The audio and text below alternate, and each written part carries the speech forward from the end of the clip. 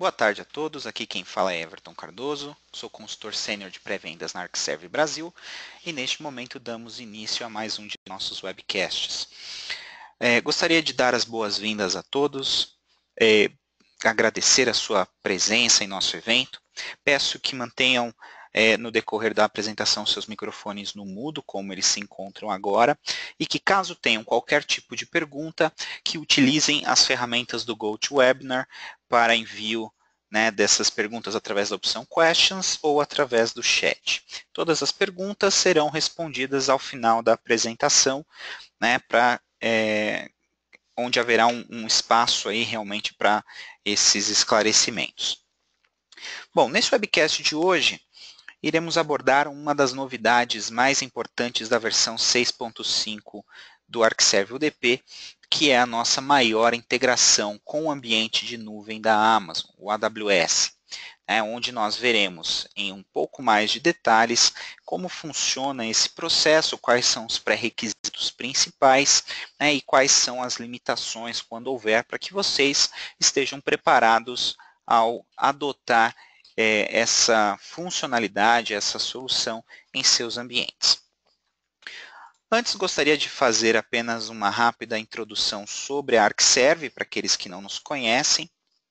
A ArcServe é uma empresa global focada em soluções de software para backup, recuperação de dados e continuidade de negócios, presente em mais de 150 países, e que está no mercado já há mais de 20 anos, tendo um portfólio bastante simples, que hoje é composto de uma solução unificada e abrangente, que é o ArcServe Unified Data Protection, que é uma solução que foi projetada para atender ambientes físicos, virtuais e em nuvem, com exatamente a mesma experiência, as mesmas funcionalidades, de forma que clientes que já estejam adotando o chamado Triple Play, que é justamente a combinação desses três tipos de ambientes, ambientes físicos, ambientes virtuais e ambientes de nuvem, todos combinados ali, atendendo a diferentes necessidades, e que precisem de uma proteção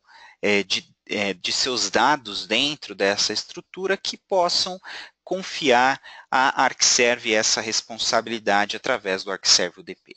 E o ArcServe UDP, ele realmente revolucionou a história da ArcServe desde seu lançamento e nos permitiu abraçar uma série de mercados onde antes nós não estávamos presentes. Então, além de estar disponível como software, ele está disponível também no formato de appliances e também através da própria nuvem da ArcServe como um serviço, uma alternativa para aqueles clientes que não tenham ainda relacionamento com outros provedores de nuvem ou que estejam buscando uma nuvem única e exclusivamente para recuperação de negócios, recuperação de dados e continuidade de negócios.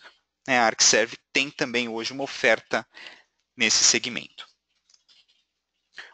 O ArcServe UDP ele é uma solução de backup baseada em imagens.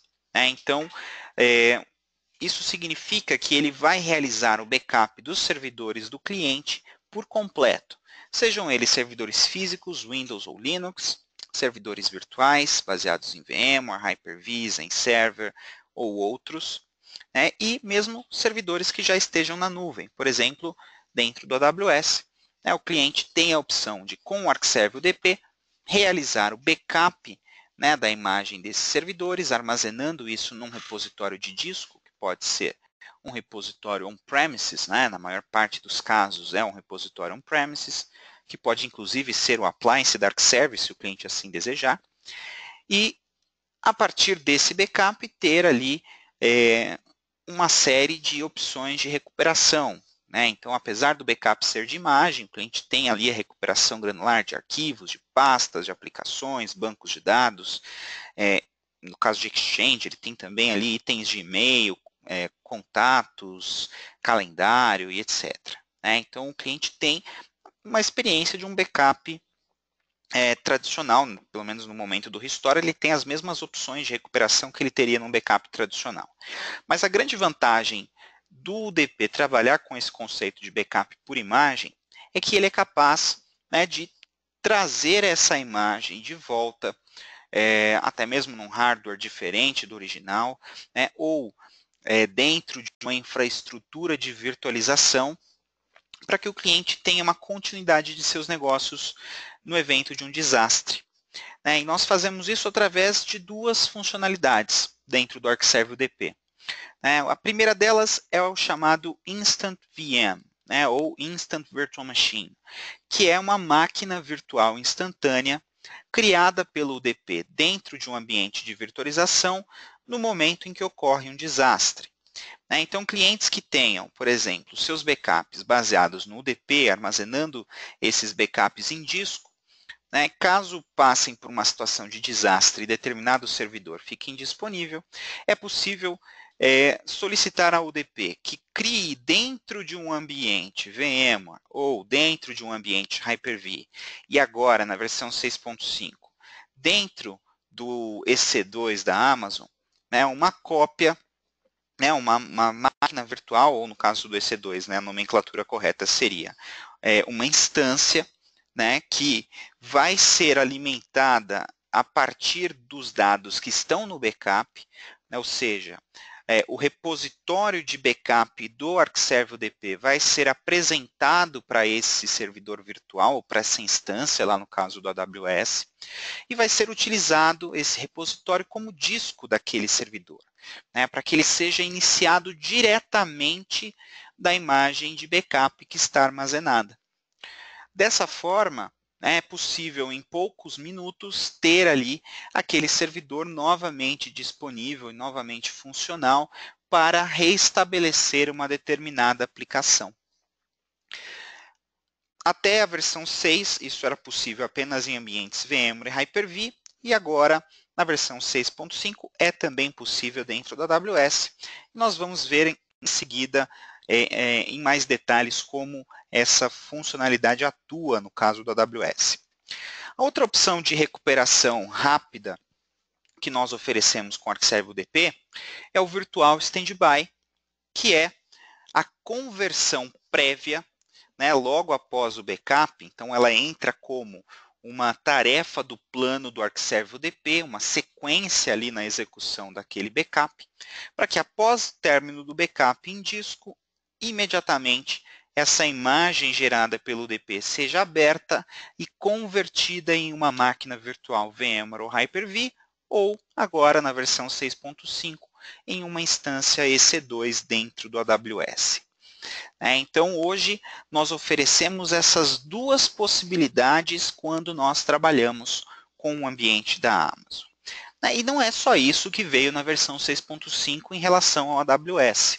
Nós realmente fizemos nessa versão um pesado investimento e um esforço muito forte em termos de aprimorar a nossa integração com ambientes de nuvem, onde nós adicionamos, por exemplo, a possibilidade de copiar os pontos de recuperação, as imagens completas dos servidores do cliente, diretamente para dentro do S3, que é o armazenamento de baixo custo da Amazon, onde é possível manter ali essa guarda externa dos pontos de recuperação, para que, no caso de um desastre, aquele cliente que não tem ali um dispositivo de fita, ou não tem um site de DR, não tem uma cópia externa dos dados, que ele possa usar o S3 como uma alternativa de menor custo e de maior confiabilidade, uma vez que esse tipo de armazenamento garante ali 99, uma série de noves de disponibilidade, durabilidade, etc. E do ponto de vista da continuidade de negócios, e de melhorar a disponibilidade das aplicações críticas do cliente, nós incorporamos justamente o Virtual Standby, o Instant VM dentro do EC2, para que o cliente possa usar o AWS como um site de DR, como um site de contingência. Então, ao invés de contratar um data center e ter que montar essa estrutura, digamos, de uma forma mais manual, ou de construir um próprio data center em uma outra localidade, todos os custos envolvidos, o cliente que já tem, por exemplo, um relacionamento com a Amazon, pode fazer uso desses recursos do EC2 como um ambiente de contingência de continuidade. Outra novidade da versão 6.5 é a possibilidade de hoje proteger um ambiente que já está dentro do EC2, que já está dentro da AWS. Então, se um cliente já possui alguns servidores, algumas aplicações críticas que estão em execução dentro de instâncias EC2, é perfeitamente possível hoje com o DP não apenas fazer o backup desses servidores usando o conceito dos backups por imagem, o que já era possível anteriormente, né, e restaurar de forma granular os dados, o que também já era possível anteriormente, mas agora, graças a essa maior integração, é possível também recuperar essas instâncias EC2 por completo, caso necessário, a partir dos backups do Arcserve UDP. Então, realmente foi um investimento pesado em integração com o ambiente de nuvem da AWS. Então, entrando nos detalhes dessas duas opções de continuidade de recuperação que eu mencionei a vocês. Como que funciona o virtual standby dentro do EC2? Existem duas formas de operação. Tá? Você pode ter um ambiente on-premises, né? Você, na verdade, a premissa é que o cliente tem um ambiente de produção on-premises, fazendo seus backups com o UDP, armazenando isso dentro de um appliance da Arcserve ou dentro do próprio RPS, né, baseado em software. E uma vez que esse backup seja armazenado, com todos os benefícios trazidos ali, proporcionados pela desduplicação, né, pela compressão, pelos incrementais infinitos, todos aqueles benefícios que você já conhece, que o Arcserve UDP traz, né, eles serão empregados nesse momento, né, para fazer essa cópia on-premises, e em seguida, né, o cliente poderia ter dentro do AWS, dentro do EC2, um segundo RPS rodando dentro de uma instância EC2, né, e a partir desse RPS receber uma cópia dos dados do ambiente on-premises devidamente desduplicada, devidamente comprimida, seguindo lá o conceito dos incrementais infinitos, ou seja, replicando ali apenas os blocos modificados, com todas as opções de controle de banda, né, de aceleração de WAN, de resiliência, links de alta latência, né? Então o cliente tem todo o benefício da replicação de RPS para RPS, né, recebendo ali uma cópia de seu repositório local dentro da Amazon. E uma vez que essa cópia chegue na Amazon, né, uma vez que esse processo de replicação esteja concluído, lá dentro da Amazon, essa imagem ela é convertida em uma máquina virtual do EC2, né, em uma instância EC2. O Virtual Standby, ele, assim como ambientes on-premises, né, Hyper-V, VMware, ele está disponível apenas para máquinas Windows, né? Então, qualquer servidor Windows protegido pelo Arcserve UDP, ele pode utilizar o recurso de Virtual Standby dentro da nuvem da Amazon, sendo a maneira mais recomendada a utilização de um RPS lá dentro, né, como centralizador desses backups para que essa comunicação ela ocorra deduplicada, comprimida com todos os ganhos que a replicação do UDP oferece, né? E que esse próprio servidor seja designado como proxy, né, como monitor, para quem já assistiu lá os vídeos, os treinamentos sobre o Virtual Standby, esse próprio servidor vai ser usado como monitor para fazer a conversão daquela imagem que foi gerada em um formato de uma instância EC2. A outra alternativa, né, se o cliente, por exemplo, considerar que o custo de manter um RPS dentro da AWS é muito alto, né, porque ele não vai ter ali como manter uma instância sempre ligada com a quantidade de memória, de disco, de SSD que um RPS requer para funcionar bem, né, e os servidores que ele quer ter dentro da AWS são poucos, né, ele tem lá uma máquina, duas máquinas críticas que ele quer replicar e ter ali o Virtual Standby dentro da AWS, ele pode optar por não ter o RPS dentro da nuvem.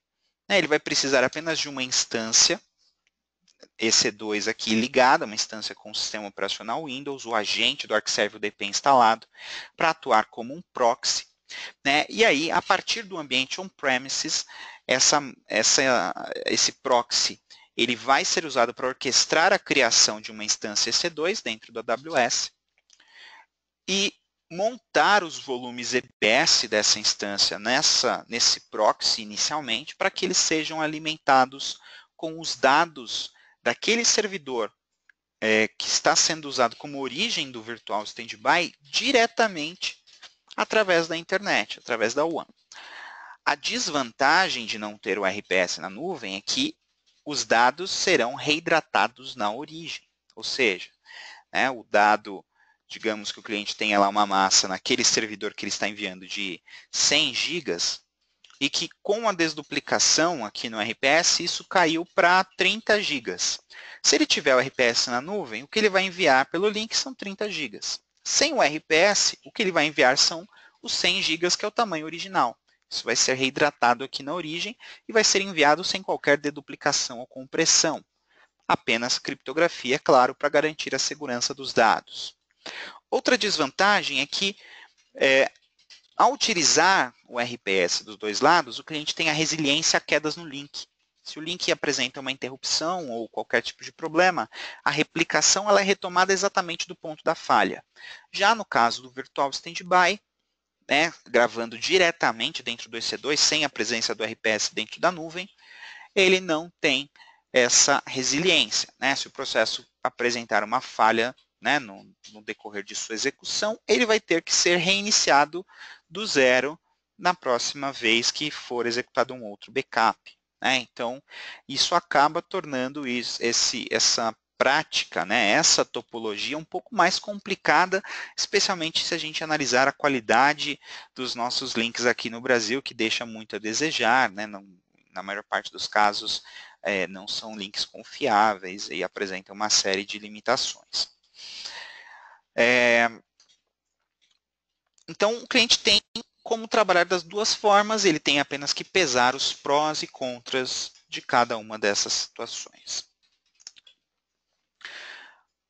A nossa recomendação, especialmente aqui para o mercado brasileiro, é o cliente procurar sempre trabalhar com um RPS na nuvem e, nesse RPS, ter também a função do console do ArcServe UDP de forma independente ou instalar ali o Remote Management Gateway do UDP para poder gerenciar isso a partir do seu console local.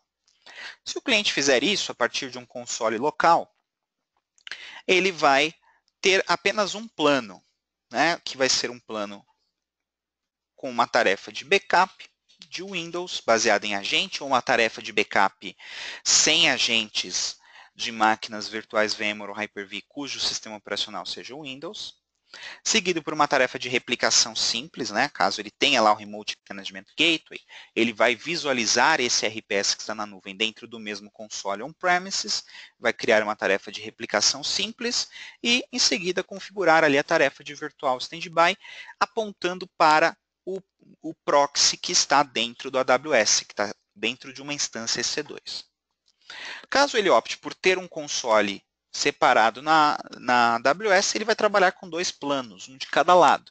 Então, no ambiente de origem, um plano com 3 tarefas, a tarefa de backup de uma máquina Windows com ou sem agente, a tarefa de replicação para um RPS gerenciado remotamente, que é aquele Remotely Managed RPS, que vai estar dentro da AWS, e no caso, não vai usar a tarefa de Virtual Standby no ambiente on-premises.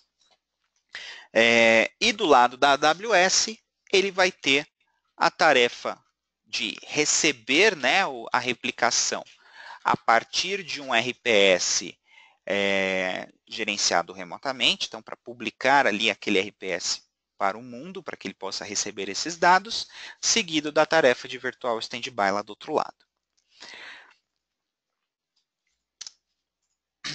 Algumas limitações e considerações para usar o Virtual Standby dentro do AWS.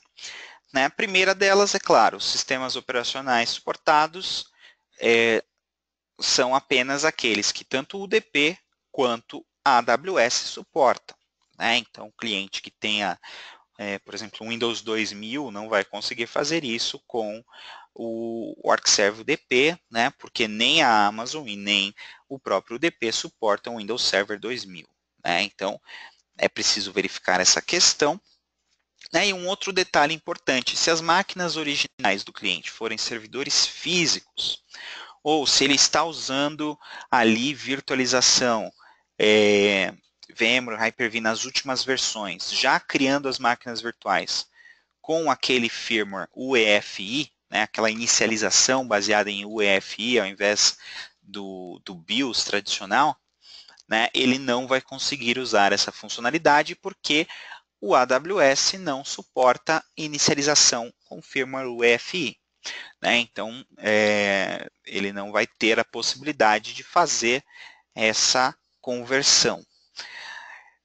Além disso, né, a conta da Amazon que for utilizada, né, pelo Arcserve UDP, ela deve ter permissões de acesso tanto ao Amazon S3 quanto ao EC2, porque nós usamos o S3 como uma espécie de cache, de buffer para algumas modificações, porque na hora de converter essa imagem em um formato do EC2, né, nós precisamos de uma área temporária para fazer ali a inserção das ferramentas de integração do AWS, fazer algumas modificações dentro dessa imagem, e para isso usamos algumas ferramentas e APIs do S3.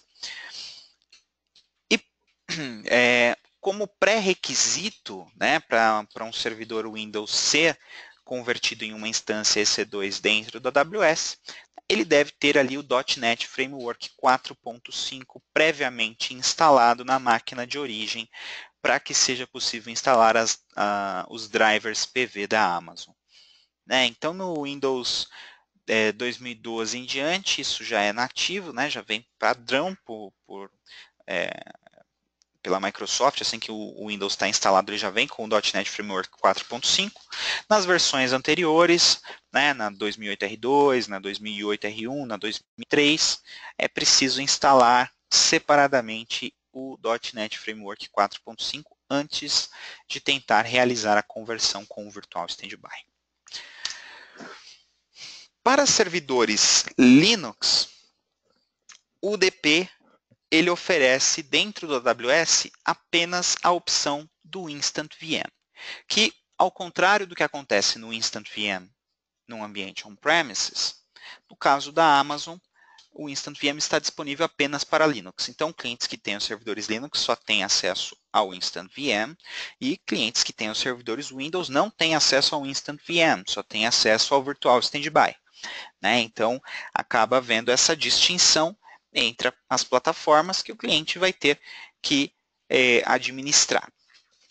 Então, o que é diferente de um para o outro? Como eu expliquei antes, o Virtual Standby ele já faz a conversão antecipadamente, ou seja, o backup terminou, imediatamente o backup é convertido e essa máquina já fica lá no EC2, criada, populada, com volumes EBS que vão estar ali de forma persistente, né, e por consequência haverá uma cobrança em cima desse espaço de armazenamento consumido, né, mas por outro lado a máquina já está pronta. Então, no evento de um desastre, tanto de dentro do console do DP, quanto pela interface da AWS, você é capaz de iniciar essa instância, né, e ela já vai subir exatamente igual a como aquele servidor estava no último backup. No caso do Instant VM, a máquina ela não fica criada no AWS, né, e o processo é sempre feito sob demanda. Então, ocorreu um desastre, aí sim eu vou solicitar que essa máquina seja iniciada no AWS. Né, então, eu vou clicar com o botão direito lá dentro do console do DP, vou falar que eu quero criar uma Instant VM, vou falar que o destino dessa Instant VM é uma instância EC2, né, com a minha devida conta da Amazon cadastrada, e aí sim é que ele vai inicializar esse processo. Para que o cliente possa fazer uso dessa funcionalidade, ele precisa, primeiro, ter um RPS instalado dentro da nuvem.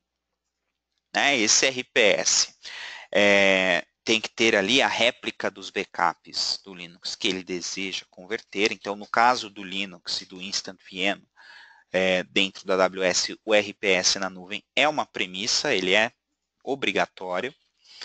E além desse servidor RPS, o cliente precisa ter uma segunda instância EC2, que pode ser uma instância pequena, mas com o sistema operacional Linux, que será utilizada como Recovery Server, né? Que, para quem não se lembra lá dos conceitos do Instant VM, né, o Recovery Server é o servidor que orquestra o processo do Instant VM, agindo como intermediador ali entre a camada de virtualização, entre a plataforma de virtualização e o repositório de backup do UDP, né, para que esses backups sejam lidos pelo Recovery Server e apresentados para a camada de virtualização num formato que essa virtualização entenda como uma máquina virtual, né? No caso do Linux, o Recovery Server ele atuará através de um processo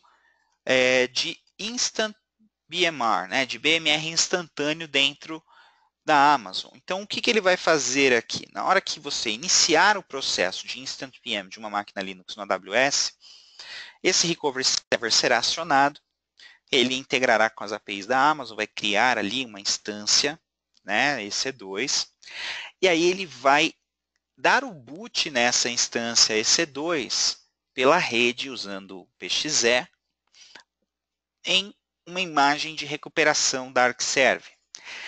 Uma vez que isso seja obtido, né, essa instância EC2 ela vai ser sobrescrita, né, os discos dela vão ser populados com os arquivos críticos para inicialização do sistema operacional do servidor de origem. Ou seja, se o cliente tem lá um Red Hat 7.2, nós vamos popular essa instância EC2 com os binários, os arquivos críticos desse servidor Red Hat 7.2, né, que consomem ali em média 2 a 3 GB, geralmente não passa muito disso, então é um processo rápido. Depois que essa etapa foi concluída, essa instância EC2 é reiniciada já com o sistema operacional original, onde também vai ser injetado ali os drivers para a virtualização da Amazon e as ferramentas de integração para que essa instância possa ser gerenciada a partir do console do AWS. E assim que essa instância for iniciada, todos os demais dados pertinentes àquele servidor de origem serão montados e acessados a partir do RPS que está na nuvem, assim como o Instant VM no ambiente on-premises. Então, todos esses dados ficarão sendo acessados a partir do backup, sem consumir espaço extra nos volumes EBS dessa instância. Caso o cliente queira seguir com a cópia, né, e realmente transferir 100% desses dados para dentro dessa instância, ele também tem essa opção com o ArcServe UDP. Ele pode habilitar essa opção de auto-recovery ao final do processo de Instant VM, para que esses dados que estão montados a partir do backup sejam transferidos em segundo plano, populados dentro dessa instância, e aí ao final desse processo, essa instância passa a ser uma instância EC2 como qualquer outra, já com todos os dados do servidor do cliente ali recuperados. A vantagem principal do Instant VM, né, que nós oferecemos para Linux dentro do AWS, é que ele possui essa agilidade, né, você não vai ter nenhum tipo de cobrança até que você precise iniciar o servidor, né, então você não vai gastar ali com seus créditos com armazenamento EBS, a não ser que você efetivamente crie essa Instant VM, né, e se você criá-la com apenas os dados mínimos, ela vai ter um custo menor do que se você populá-la por completo, e aí fica a seu critério, né? E, além disso, ao contrário do Virtual Standby, é onde o cliente, para fazer a volta desse ambiente para dentro do seu ambiente on-premises, ele vai ter que, depois que o Virtual Standby estar na nuvem, instalar um agente dentro dessa instância, fazer o backup dessa instância no AWS, replicar esse backup para o ambiente on-premises e depois fazer um BMR, né, um Bare Metal Recovery, no ambiente on-premises a partir desse backup que foi replicado. No caso do Instant VM, é possível fazer esse BMR diretamente no ambiente on-premises a partir da instância EC2, sem ter esse passo a mais de ter que instalar o agente e fazer um backup da máquina que está na Amazon. O que ele vai fazer é, primeiro, usar como base desse Bare Metal Recovery a imagem que originou esse Instant VM. Então, ele faz ali o BMR com base naquela imagem original. Depois, ele desliga a instância EC2, busca lá no EC2 o delta de tudo que foi modificado enquanto ela permaneceu ativa, ele faz o download disso pela internet mesmo, aplica na máquina, né, do seu ambiente on-premises, onde você está restaurando esse ambiente, e já sobe essa máquina com as últimas modificações. Então, a volta é mais simples e mais orquestrada também para máquinas Linux do que para máquinas Windows, né, com o Virtual Standby. Então, hoje, clientes ArcServe têm à sua disposição essas duas ferramentas poderosíssimas, sendo que para Linux ele tem um poder até um pouco superior, né? Mas claro, né, existe também a desvantagem de que no caso do Linux o RPS na nuvem é obrigatório, então ele vai acabar tendo que arcar também com o custo dessa máquina que vai ter que estar lá presente, né? Então, hoje nós temos essas duas opções que podem ser usadas também quando o ambiente original, né, o ambiente de produção do cliente não é on-premises e já está dentro do AWS. Então, os servidores do cliente já estão lá no EC2, ele quer ter a proteção dessas instâncias, além do que já é oferecido pela Amazon, lá dos snapshots e tal. Ele quer ter um backup com as opções do DP, de incrementais infinitos, recuperação granular e tal, e também usar esse backup como um disaster recovery desse ambiente quando necessário. Então, nessa situação, ele já vai ter um console do DP dentro do AWS, ele já vai ter um RPS dentro do AWS, né? E aí ele vai poder usar essas duas opções também para recuperar instâncias AWS dentro do próprio EC2. Né? Então, ele já vai ter ali uma solução de backup também para esse ambiente de nuvem, né? Como ambiente de origem, ambiente de produção. Bom, gostaria de abrir agora espaço para perguntas e respostas, para dúvidas. Não sei se alguém viu alguma coisa aqui pelo chat, a princípio não. Então, se tiverem alguma pergunta, alguma dúvida, fiquem à vontade para usar as opções aí de questions e de chat do GoToWebinar para esclarecer as suas dúvidas.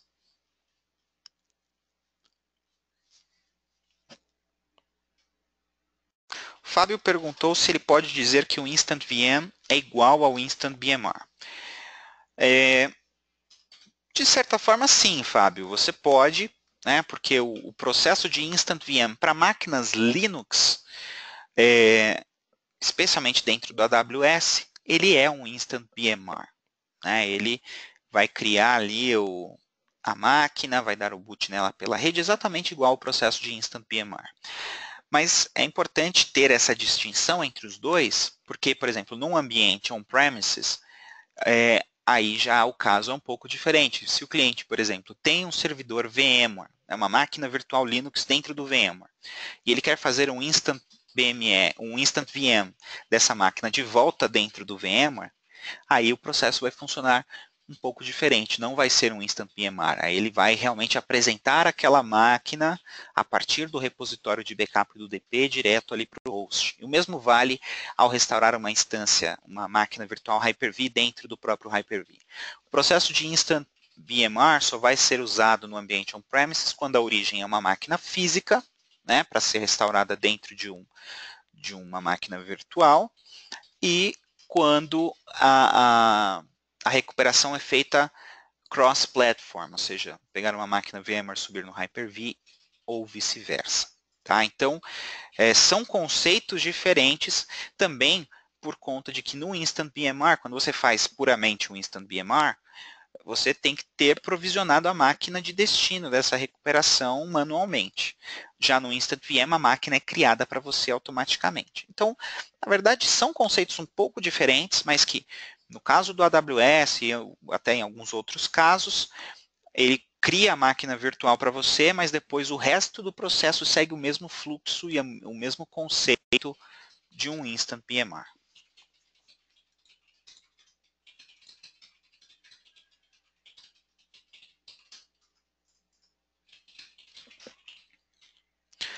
Tá, tem mais uma pergunta aqui, deixa eu só aumentar a janelinha que está difícil de ler.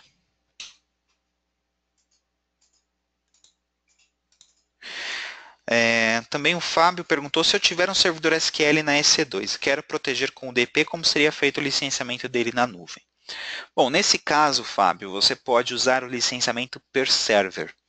Né? Então, você vai botar uma licença ali do UDP Advanced per server, né, que é por servidor, para proteger essa instância EC2. Ou o licenciamento por terabyte. Então, você vai pegar ali o tamanho dessa máquina e, com base nisso, licenciar ali o número de teras equivalente para fazer essa proteção. Tá? Dentro da nuvem da Amazon ou de qualquer outra, nós não temos como ter acesso ao hipervisor, então não temos como usar o licenciamento per socket nesses cenários. A gente tem que trabalhar ou com o per server ou com o por terabyte.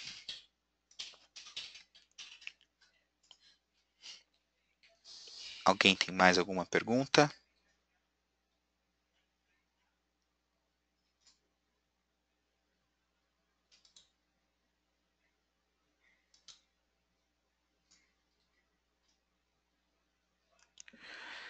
Bom, acredito que não haja mais perguntas. Eu agradeço imensamente a participação de todos. Agradeço por terem enviado aí também as suas perguntas, né? E caso vocês queiram mais informações sobre as nossas soluções, eu convido vocês a visitar o nosso portal arcserve.com.br, também as nossas mídias sociais, Facebook, Twitter, LinkedIn, YouTube, todos estão aí na tela. Tá? E caso vocês tenham também perguntas, fiquem à vontade para entrar em contato comigo. Né? O meu e-mail é everton.cardoso@arcserve.com, everton.cardoso com s@arcserve.com. Eu agradeço imensamente a participação de todos e espero vê-los nos nossos próximos webcasts. Obrigado e até a próxima.